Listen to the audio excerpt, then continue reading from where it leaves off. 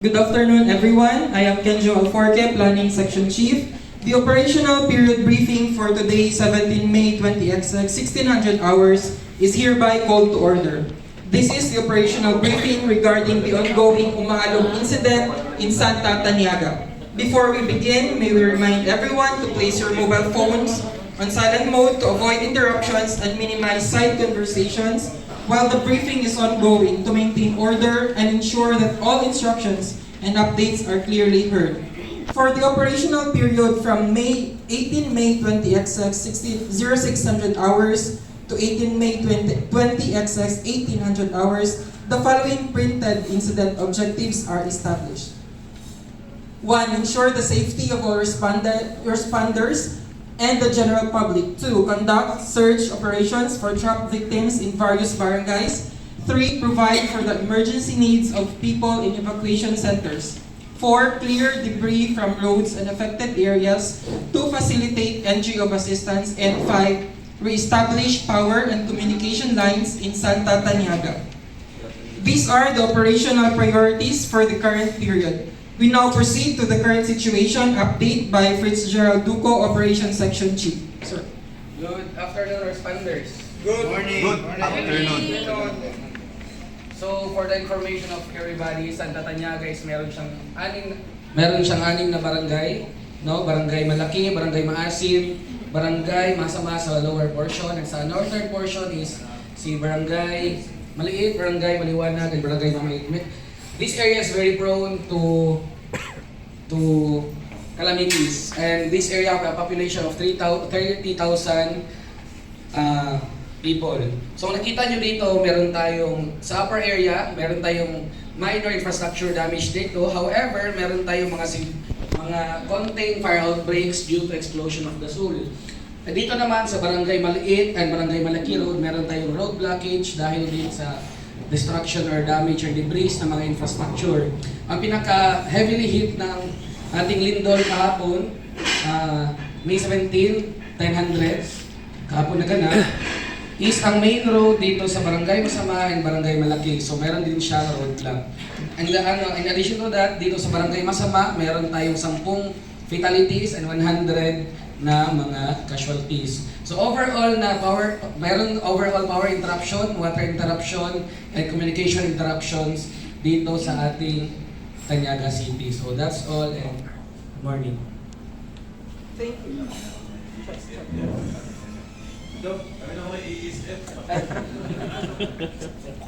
Thank you, Sir Duco. We now proceed to the weather forecast for tomorrow's operational period. Please check the screen. So generally, fair weather conditions are expected over Santa Taniaga with partly cloudy to cloudy skies throughout the day.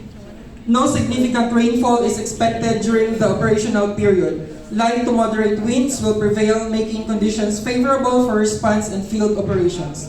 Temperature will remain warm during daytime with cooler conditions expected during the evening and early morning. We now proceed to operational assignments by the OSC, Sir Duco.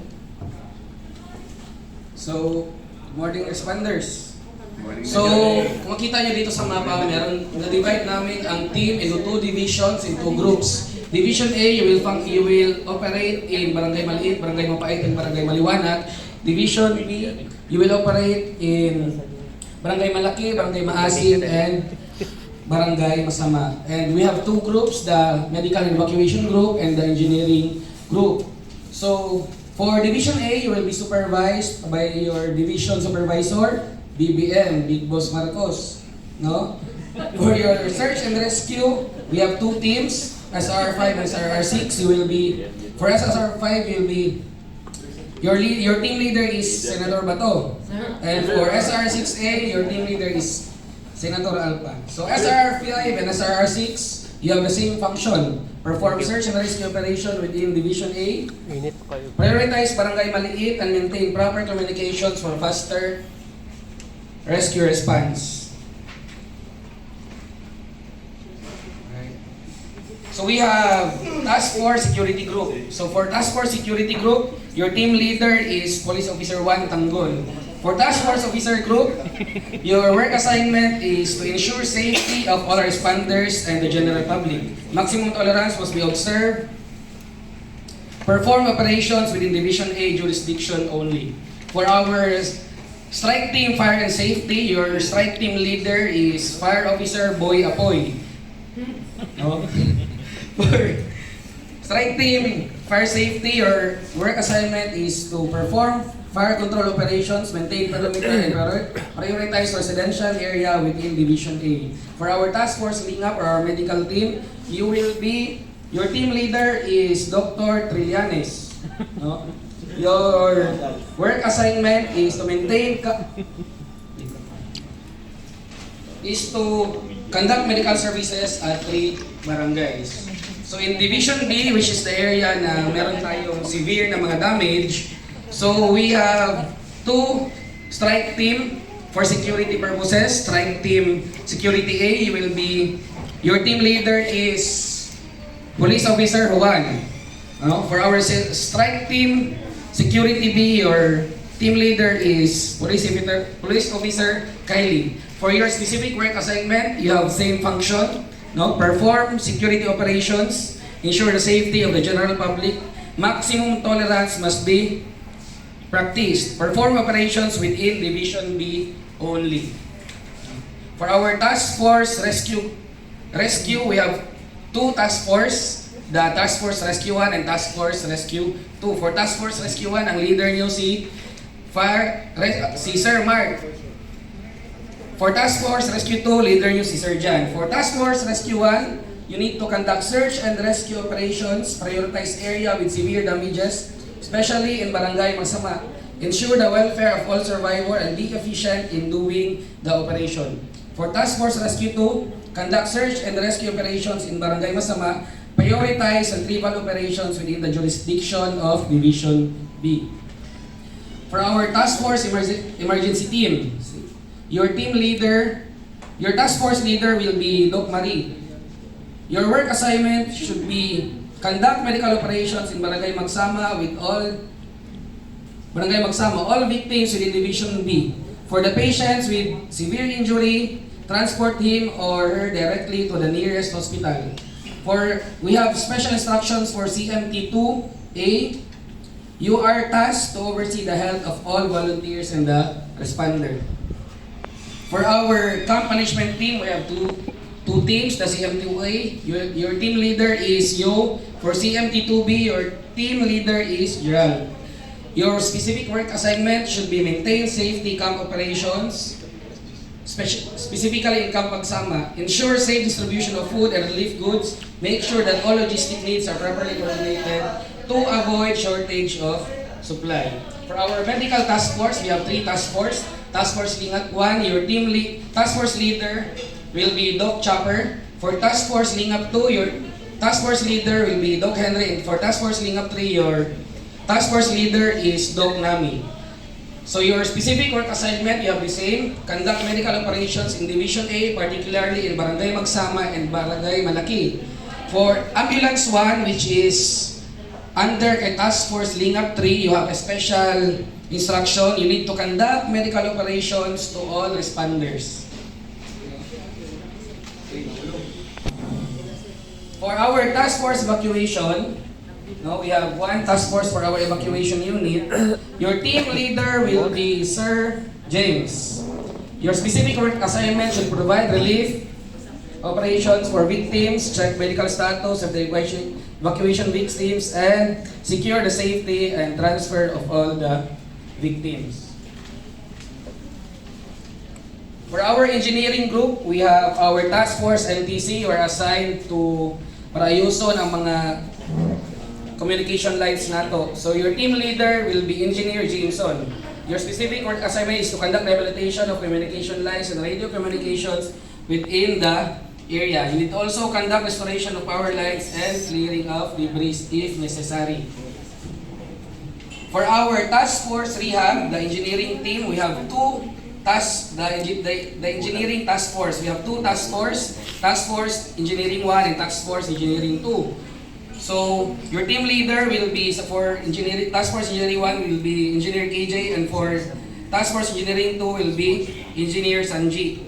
For your specific work assignment, you need to conduct operations in Division B. So focus kayo sa Malaki Road and conduct rehabilitation of water supply in the area and conduct safe passage of all volunteers in the main road. So that's all. Thank you. Thank you, Sir Duco. We now proceed to the safety briefing by Ferlin May Ligutan, Safety Officer. So good afternoon everyone. Before the deployment, I would like to remind all the responders that safety remains our top priority during the conduct of operation for the Umaalog incident. To minimize risk, all personnel are advised to wear complete PPE at all times and remain alert while operating in the field. Observe the body system, maintain communication with your team leaders and the incident command post, and avoid entering unsafe areas without proper clearance and assessment. Immediately report any injury, near-miss incident, or unsafe condition to the safety. Remember, no mission is successful if responder safety is compromised. Let us all remain disciplined, alert, and coordinated throughout the operational period. Thank you and stay safe, everyone. Thank you, Ma'am Ligutan. We now proceed to logistical concerns by Jared Daniel, Logistics Section Chief. Good afternoon, responders. For logistic concern for any problem to our communication tool, you may refer to Form 205. For medical concerns, for minor injuries, use AMB4 and bring it to the doctor hospital and contact Lianes for that.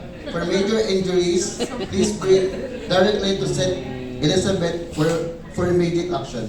Kindly tell to your supervisor leader if you need additional resources, you may request using Form 213.